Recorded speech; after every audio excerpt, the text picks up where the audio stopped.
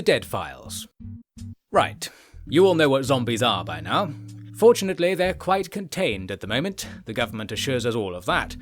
This means there are only zombies in a few select towns and regions, and there's nothing at all to worry about. But on the off chance that somehow there is something to worry about, the smallest chance that your town might be overrun with a mind-controlling, cannibalism-inducing disease overnight, then these case studies will prove most enlightening.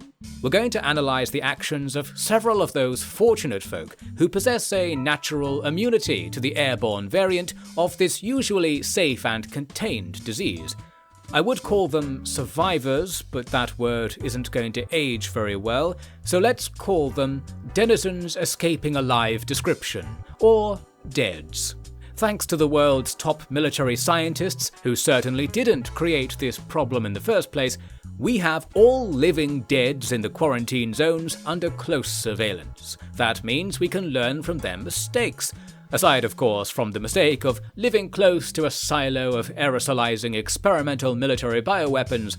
Whoops, that one's on you, deads.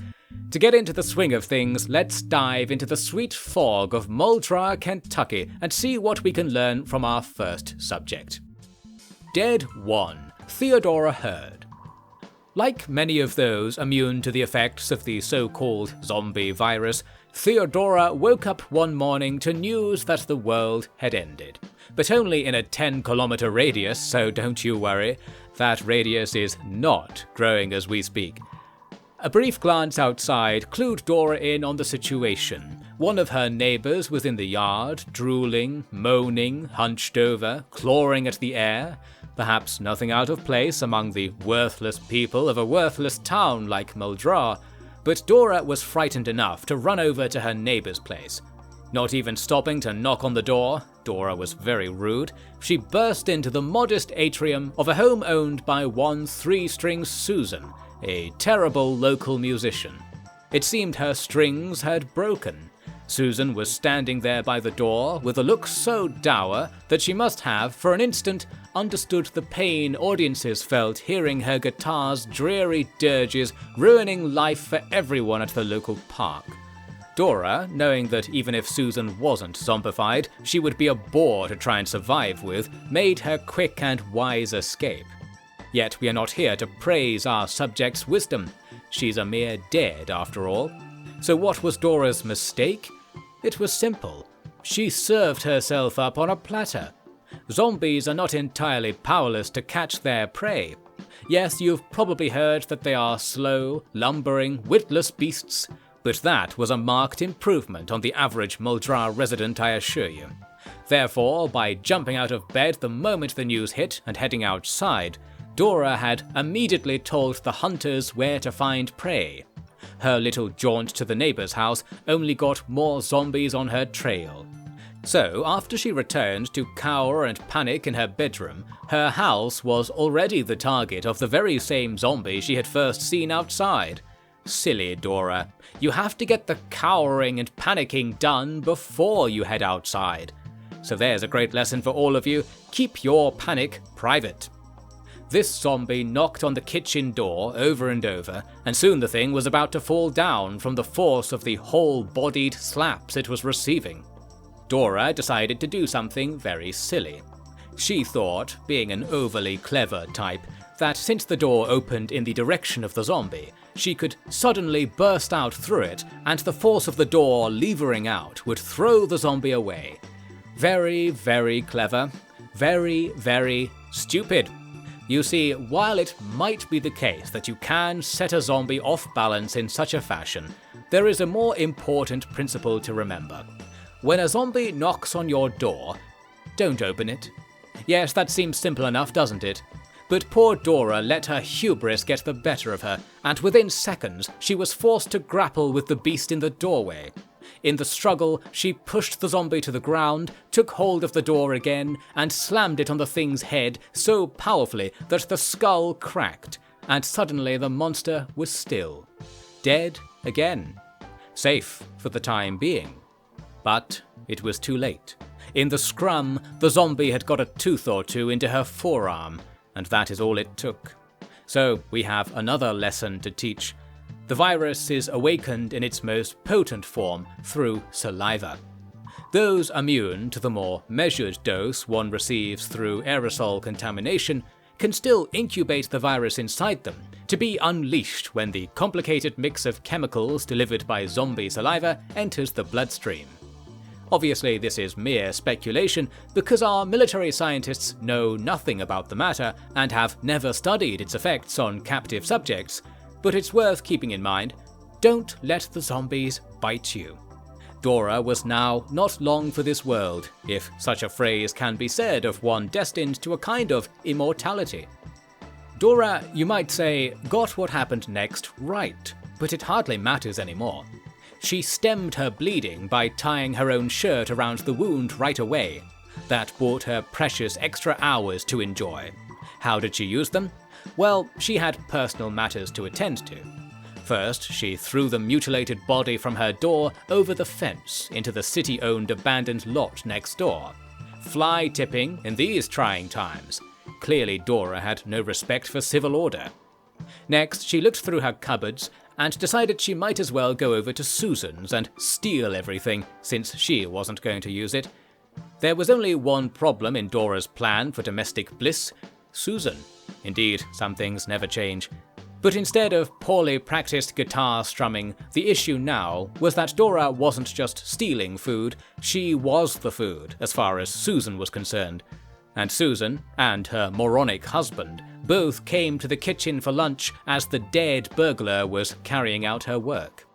Dora, sensing an opportunity she had awaited for years, picked up a sturdy metal flashlight and beat her neighbours savagely to death. Isn't that the appeal of such trying times? I bet some of you wouldn't mind a little zombie virus to right some wrongs in your lives, eh? Well, perhaps you'll get lucky. Dora, impassioned by the power she now wielded, enjoyed her final days of life by wearing Susan's fancy clothes, using her fancy shower, and cooking fancy steaks in her fancy oven. It was justice for Dora, for 1,000 sleepless nights and ruined weekends. I think she got this part of her escapade absolutely right, don't you? However, she was soon to die, and after a terrible night's sleep, this much became obvious. So let us learn what she did, the effects of the zombie virus. Your body will try to kill the virus by rapidly increasing in temperature, and being very hesitant to digest any new fuel the virus might use. That means you will experience fever, sickness, hunger, diarrhea, and fatigue. Did I say will? I meant might. This might happen to you, very low probability of course. Everything is under control.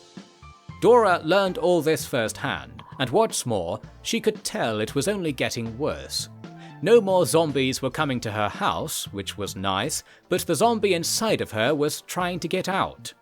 Overcome by the heat of her fever, Dora stripped down to her smalls and stumbled about the house, attempting in vain to eat canned miscellany she'd pilfered from Susan. She made such a racket that a few locals came to investigate, yet Dora was now practically an animal in her response. She took up an ergonomic length of steel and bashed the last licks of life out of anything that disturbed her living nightmare. Good on her. Good to make a show of it for us, wasn't she? By nightfall, though, it was over.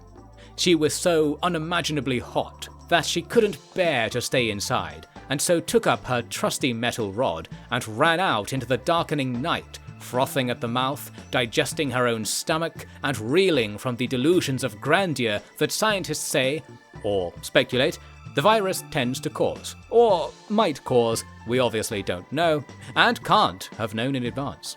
So Dora ran. She ran, she mauled more of her hungry neighbours, and she ran.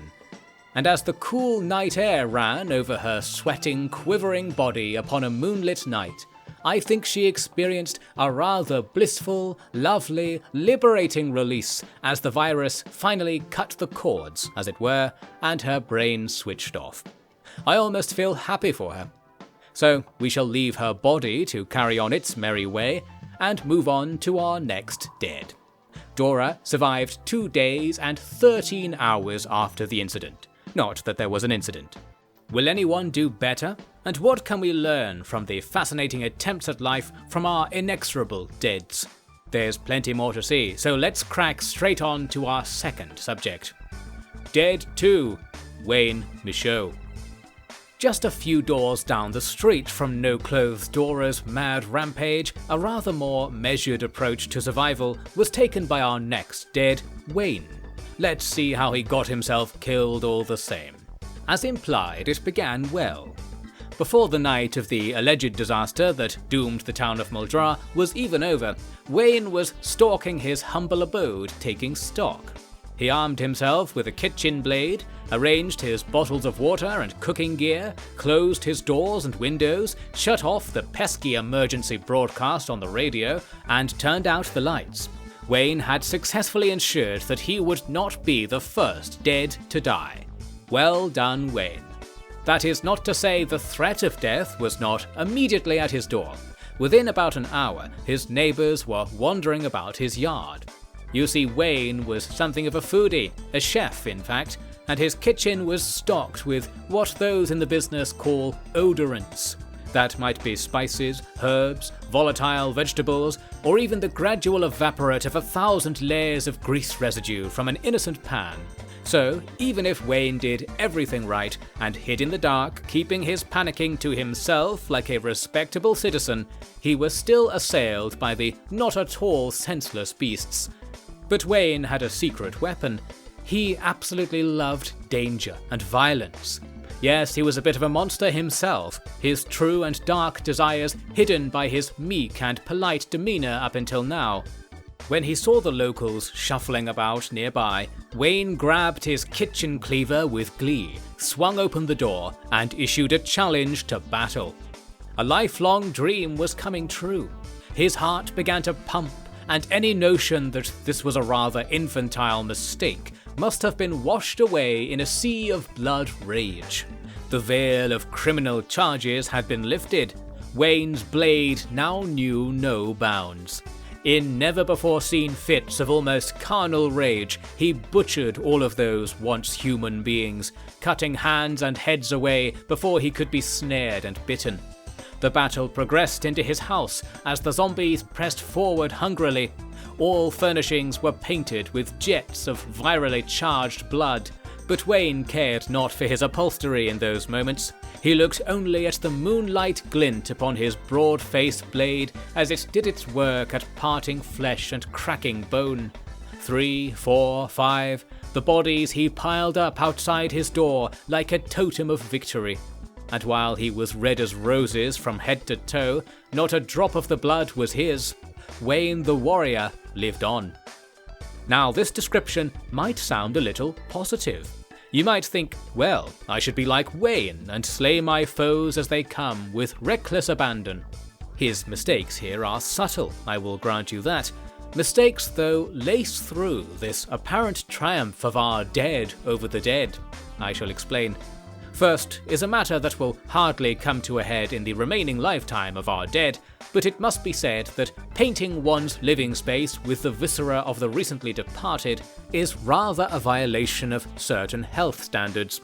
Remember, while you're fussing about trying not to get the zombie virus, which of course you won't be because talk about the risks is far overblown, there is still the matter of ordinary viruses and bacteria, to whom the immortal bodies of former humans are superb accommodation. The risk of becoming seriously ill at a rather unfortuitous time should not be sniffed at.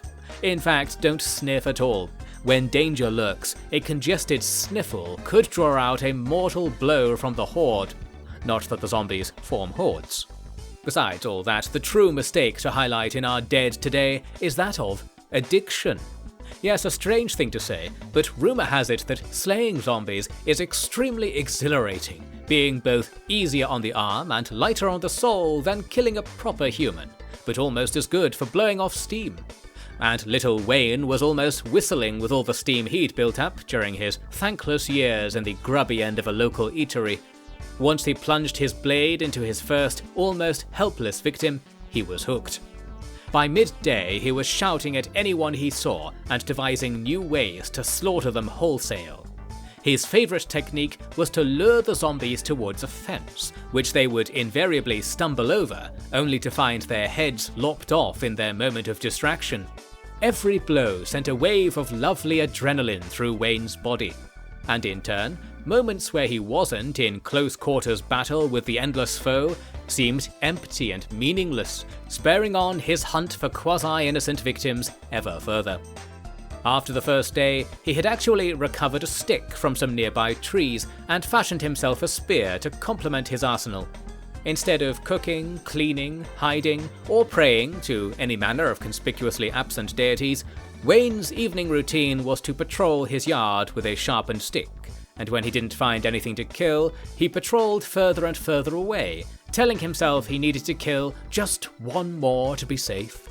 And as we learned in our first session with Dora, walking around an infection zone is in fact a great way to ensure that you aren't safe, and that is what Wayne secretly wanted. He is quite literally asking for it, so don't any of you go feeling bad when you see how he ended up on this list. He got what he wanted. He invited all the neighbours over to be skewered and stomped, and when his sharpened stick splintered and snapped, he speedily switched to severing skin with a sliver of silver steel. Overall, he had a lovely day. So far so good, no? No, his mistake was creeping up on him, kill after kill. For not only could any dive into the fray be his last, but the thrill of battle comes at a toll upon the mind, which grows unable to process its usual fare with so much danger and stimulation on the docket. The result? It was what they call a come down. Yes, by day's end, Wayne had proven himself the mightiest warrior on his street, and what did he have to show for it?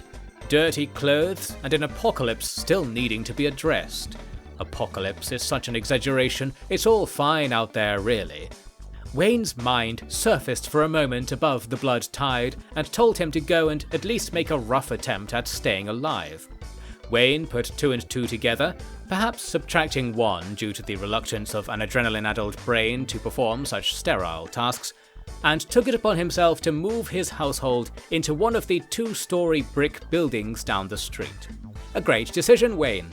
Whereas he had a single-story wooden shack rotting from the damp of 100 litres of human bodily fluids, the property market had crashed so rapidly that even he could afford a luxurious family home with no money down. And what do you know, that was precisely the amount of money Wayne had. A quick and easy sale was had on a red brick 3-bed at the more prosperous end of Muldra, where Wayne settled down to get clean, fed and calm. The calming quiet of a night in complete solitude, the souls of 100 slain locals weighing oh so lightly on your shoulders, and the redemptive knowledge that you never again had to serve them a batch order of creme brulee with fries.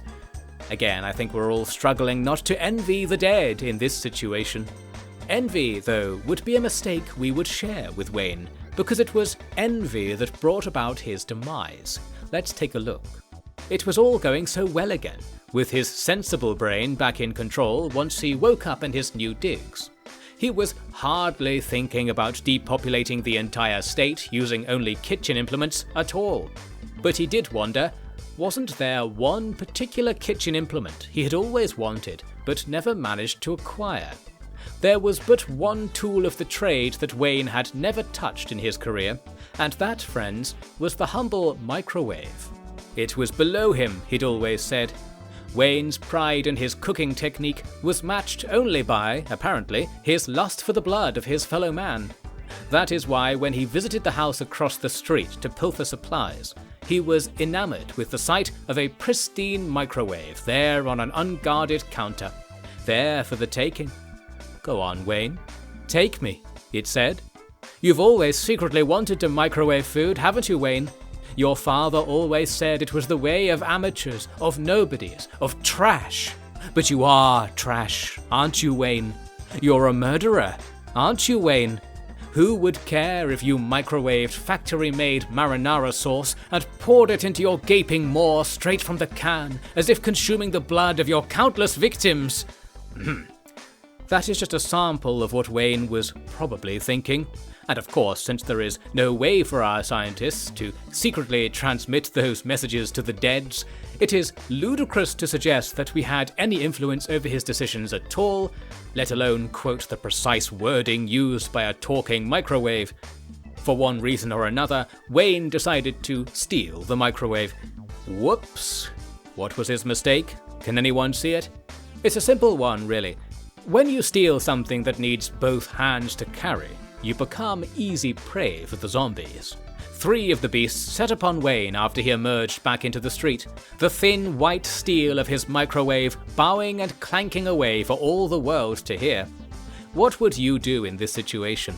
Throw the microwave at your assailants? Flee? Or would you, in a state of serious mental unrest brought on by withdrawal from the most potent dose of adrenaline you'd ever received, grip the microwave as if it was your only child and try to fight off the zombies by grappling both them and the microwave in tandem upon your front lawn? Do you know which option Wayne chose? I think you do. Do you know what caused Wayne to become a dead? Oh, you certainly do, because you are cleverer than Wayne by a country mile.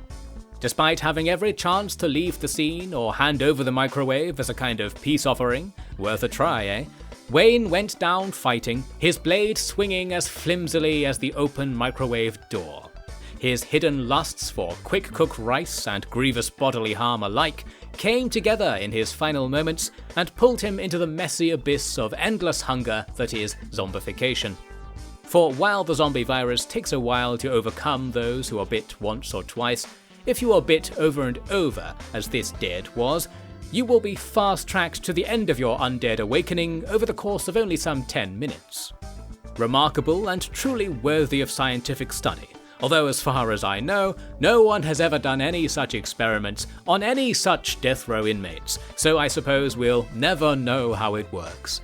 Those leaked documents you've seen circulating are fake, I can tell you that much for free. Well, not precisely for free, never mind.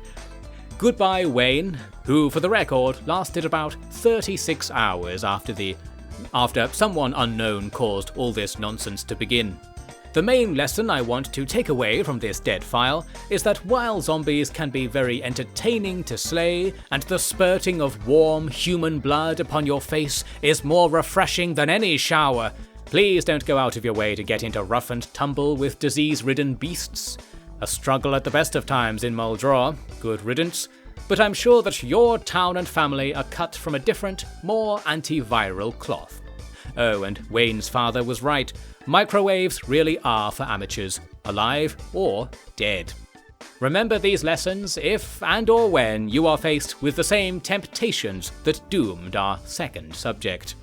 But we are far, far from having the information we need to survive when the wind blows the aerosolized death cloud our way. Hypothetical aerosolized death cloud. So you'd best join me for further dead files as soon as you are able. You never know, they might just save your life, or help you give up your life in a way that brightens up someone's day. Remember, never be caught dead acting like a dead. I don't think we're going to understand that. That's just confusing. Do we have time for this, really? I promised I would.